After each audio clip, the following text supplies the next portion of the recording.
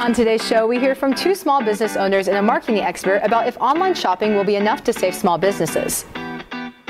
And we highlight the wrestling team's efforts to remain safe while preparing for their season. These stories and more on this edition of HTN Daily.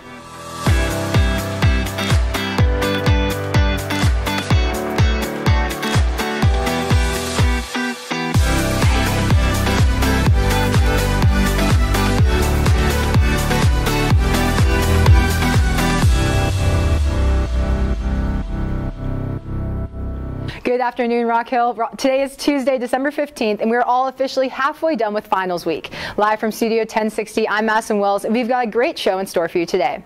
Last night, the Blue Hawk Band held their winter concert, and there is more holiday cheer to come this week. Here's Grant Johnson with the details. Thank you, Madison. Here are today's announcements. This Thursday, Color Guard and the Rockettes will be putting on a holiday performance at 6:30 in the Rock Hill Auditorium called Holiday on the Hill. The event will be a fundraiser for both organizations, and goodie baskets will be raffled off. COVID procedures will be required of all in-person attendance. The Hayes and Rogers drill teams will also be performing, and you can get tickets at rockhillrockettes.org. Seniors, it's time to order your graduation class apparel.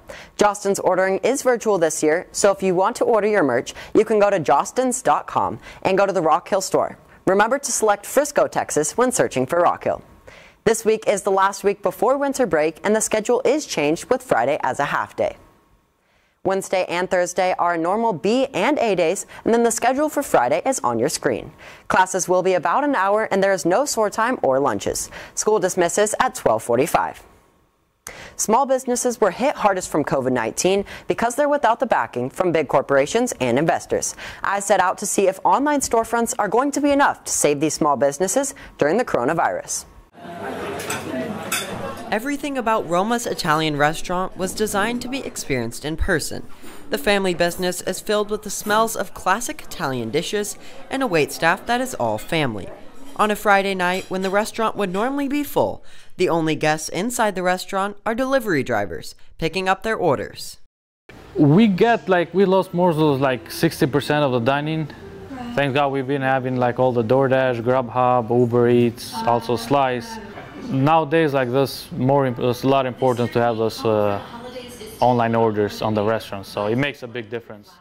Despite a widespread shift to online shopping and online delivery services, 90% of U.S. commerce occurs in the physical world. The COVID-19 pandemic has caused many small businesses, such as restaurants and boutiques, to rethink how they were going to keep moving forward, causing many of them to embrace technology and move online.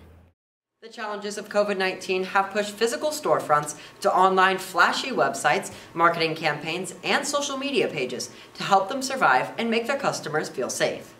It's extremely important that you are found where your customers are searching. They're already spending their time and money online, and your competitors are probably already there. And so if you're not, they're spending their time and money on your competitors, full stop, and you're just missing out on all that lost revenue. There's so much money sitting there and waiting for these small businesses and people who aren't online, just literally sitting there waiting.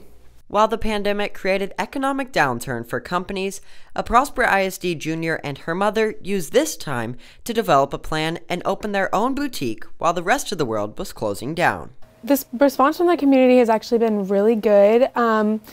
We've had support all over Prosper, and I was really surprised because of the pandemic, I really wasn't sure if a lot of people were going to come in the store, but everyone's been really supportive, sharing it all over social media and coming in, so it's been really great. Especially during the pandemic, we were all, shopping online, for starting in March. And so it was really important to us to have an online presence. We launched our website just about a week ago. So, that was a whole learning curve in and of itself. But we're really excited to have that online presence so that people have the choice. They can come in and they can also shop online. Lily Claire is not able to bring all of their services, such as their in-person fashion styling, online, but their website and social media pages are enough to keep them afloat during this hard time. For HTN Daily, I'm Grant Johnson. With fall sports ending, spring sports are underway. Juan Duron is in studio to fill you in on the girls basketball game tonight, Saturday swim meet, and finally varsity soccer's first win. Thank you, Maddie. The Blue Hawk girls basketball team opens district play tonight at home against the Sherman Bearcats. The Blue Hawks to watch out tonight are sophomore Rebecca Jewett, who has been the top scorer for girls in preseason, freshman Lainey Hudson, who is looking to control it on the paint on rebounds, and as for the Bearcats, our Blue Hawks will have to watch out for players such as Jayla Jones, who is quick with the three, and Abigail Kander, who is looking to post up. Saturday at the PIC Natatorium, the Blue Hawk swim team hosted a dual meet versus our Coit Rd neighbors, Frisco Centennial. With a little over a month away from district championships, several swimmers improved their seed times against the Titans. Freshman Avery Wilson cut 3 seconds off her 100-meter free time, as well as freshman Joel Peterson cutting nearly 2 seconds. And sophomore Julian Paula is a dual threat in both the 500 free, where he beat his competitors by almost 40 seconds, and as well as the 100 backstroke, where he made improvements on his time. And last Friday, varsity soccer had their first game against Louisville. After a lot of back and forth during the first and a lot during the second half, they finally got the push that they needed. Isaac Sorensen ran down the field with the ball and shot, but unfortunately it was blocked. But Anthony Reed was in there to get the volley and score the first ever Rock Hill goal. The final score was 1-0, with soccer winning the first ever game. The wrestling season has not started, but the wrestlers are working hard to prepare for it. Ashley Sallaway sat down with the team to hear how COVID has put their practice and procedures in a headlock. 2, 1, up! The COVID-19 pandemic has created manageable challenges for many of the athletic teams on campus, but it created an even greater strain on one sport, wrestling. A sport built solely on physical contact. Everything about the way they practice looks different, including the hands-off coaching style Coach Wynn has created this year.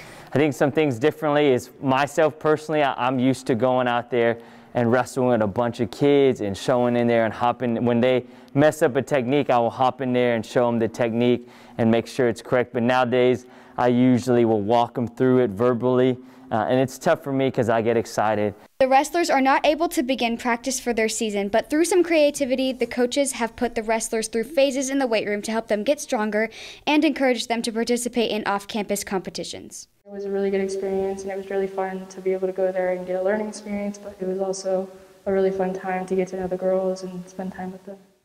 To stay safe, the wrestlers have been put into pods, and they keep their equipment sanitized and safe to use. Pods are their groups of your teammates, and you train with them, so if one of you get COVID, only that pod gets it, and the rest of the team is safe and can still train. The wrestling season begins on February 15th, when they can begin competing in duels and tournaments through the school. This will be the time for them to see if their hard work and safe procedures will pay off. For HTN Daily, I'm Ashley Sallaway. A few announcements before we leave. The volleyball all-district team was just announced, so congratulations to all of you guys who are on the team. And secondly, we apologize for the technical difficulties today, but that's all for today's show. For HTN Daily, I'm Grant Johnson. I'm Juan Duron. And I'm Madison Wells. Mask up and rock on.